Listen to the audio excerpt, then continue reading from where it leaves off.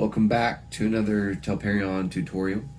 I'm going to walk through the basics of the EZD6 rule set if you're going to play an RPG with us. It's a really simple mechanic, so it shouldn't take very long to walk through.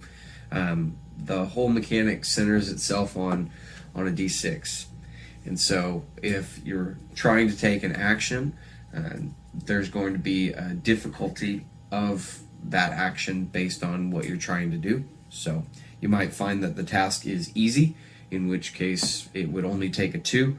And you might find that the thing that you're trying to do is super hard, in which case it would be a 6. So somewhere between 2 and a 6 is going to be the difficulty of what you're trying to do. That's determined by what's called the rabble rouser, the person who's running the game. And a 1 is always a failure, no matter what you're doing. Generally speaking, most of the things that you're trying to do are going to be a 3+. And when it comes to the enemies that are hitting you, generally speaking, they're going to hit you on a 3+, unless the character is special or unless the scenario is special, and that's all case by case. Each character is going to be different in their own way, and they're going to have their own characteristics and abilities. But those characteristics and abilities are going to give them special training. So they're going to be better at some things than others. So if you find that you're trained in something, you're going to have something called a boon. A boon enables you to roll 2d6 and pick the higher for the roll of what you're trying to do. So you're going to find an easier time doing the things that you are trained in or that you have a boon in. But in the same way, if you are not trained, or the opposite of trained, you're very short and you're trying to do something that's really high up, or you're on fire and you're trying to do something, you're going to have what's called a bane. And a bane, again, is a 2d6 roll picking the lower of the 2 dice, making it harder for you to succeed at what you're trying to do. The beauty of any group of people playing a game together is you can share in the responsibilities of a task that you're trying to do. So if there's someone who's trying to do something, you can sacrifice one of your actions on your own before your own turn to help someone do an action of their choosing. Now you would have to be trained in that. So if you have the ability to read a scroll and someone else is trying to read a scroll, you can roll together. You can throw an extra die into the mix and they could choose your die instead of their own roll, almost like a boon. The only difference is when you do that, the person that gave up their die loses that action on their own turn. Now, there's two kind of numbers to be mindful of. A 1 will always be a failure. No matter what you're doing, it's always going to be a failure. And a 6, when it comes to attacking, is going to create an exploding die. So if you roll a 6, you get to have another die. So if you rolled another 6, you get to have another die. And if you rolled another 6, you would get to have another die. That's called an exploding 6. Now that's only when it comes to combat. So when you're in combat, specifically melee, a 6 is going to explode and let you keep doing damage. So we should probably talk about damage. Whenever you're doing some kind of combat action, your success in that combat action is only going to do 1 damage. And whenever an enemy successfully attacks you, again, it's only going to do 1 damage. So if you keep rolling 6s, you're going to keep doing damage. So if you're lucky enough and you roll 6 6s in a row, then you're going to do 6 or 7 damage to whatever it is that you're facing. Enemies, generally speaking, don't have the ability to protect themselves from a successful hit. You, on the other hand, do. And we're going to get to that in just a little bit. When you start the game, you're going to have 3 what they call karma in the game. And I'm going to have these coins with me to help represent karma. Karma is something that you're going to gain and lose over the course of the game. Whenever you roll a 1, or if you just fail at trying to do a task on your turn, you're going to get an additional karma. Whenever you particularly excel at any kind of role playing, or you do something that's super cool in the game, you're going to get a karma. So karma can be stacked up, and there's no limit to how much karma you can have, and there's no limit to how much karma you could spend on a given turn. Now, the way that karma works is it is a +1 per karma spent. So for every karma that you spend, you can add a +1. Let's see if I can find the 4 to whatever die roll that you have. So if you have 6 karma, you can spend all 6 karma to go from a 1 to a 6. Now, karma can only be spent when it comes to actions. It can't be used when it comes to miracles or magic. And we'll get to miracles and magic in just a little bit. On your turn, you're going to have a number of different things that you could do in order to spend your actions. As the game plays out, you're going to have things that are near to you, and you're going to have things that are far from you. Something that is near to you is anything within 30 feet. And anything that is far from you is going to be anything further than 30 feet. But to make it even more simple than that, something is near to you if you can get to it in 1 action, and something is far from you if it would take 2 actions in order to get to it. On your turn, you can move, and then you take an action. In addition to taking your action, you also have what's called a free action. So on your turn, you can move, take an action, and you also have a free action. Now, you could choose to negate all of your actions in order to wait for the enemy to make a move. So if you want to see how the enemy moves and acts, you can take your turn after the enemy goes. So what kind of things can you do with your action? Now, this isn't your free action. This is just your regular action. You can attack, with a melee attack. You could cast a spell. You could use a scroll. You could disarm a trap. You can pick up something off of the ground. You can run. And you can arm a weapon or a shield.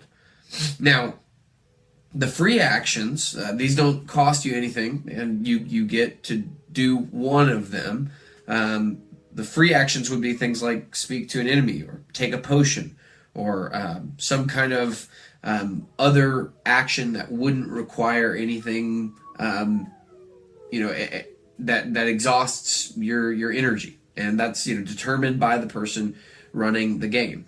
So for your turn, you move, take an action, and a free action. Now you could take 2 move actions to get further along, and then also have a free action to take if you wanted to. Now, there's no turn order. You don't roll for initiative. It just comes down to the players go first, and whoever wants to go first goes first, and whoever wants to go next or feels like they should go next goes next. The health of each of the players is going to be the same. Everybody's going to have 3 what's called strikes, and that might change over the course of your play as the campaign or whatever plays out. But as it begins, everybody starts with 3 strikes. The way that a person's character is unique is, not only the actions that they can take and the special things that they can do, but also the way that they can block damage. Every character, whenever they get hit by a character, gets to do an armor save, which involves rolling a d6 and trying to meet their armor mark. So if you have heavy armor or you have light armor, that's going to determine how high or low the roll is going to be in order to succeed in that. Some damages, like taking a large fall or having some kind of elemental attack against you, is going to require something called a miraculous save. And again, each individual character is going to have a special number that they have to roll for a miraculous save. Those miraculous saves are typically more difficult than a regular save, and even more than that, there are certain damages that a miraculous save has to be altered by the rabble rouser to, let's say, a 6. That even if your normal miraculous save is a 4, you would only be able to save yourself from that particular type of damage on a 6. So you're going to build your character, and the character sheet is mostly straightforward. So as you build your character, you're going to give to them a name, and then that's going to put them on some kind of path. So you might be a conjurer, or you might be, a brute, or whatever it is, whatever your hero path is. And then on top of that, you're going to have a species. So you're going to choose to be an orc, or you're going to be the dwarf type character. And each one of the species and each one of the hero paths has its own special abilities. And the combination of those is up to you. Now, again, each one of those paths and species is going to give you special boons. So you're going to be trained in particular areas. And then with that, you might have certain things that you're good at, like being able to see in the dark, or being able to, move further, or being able to, do a flip and avoid damage. And so you have to kind of look at your character individually and fill in these different aspects of your character.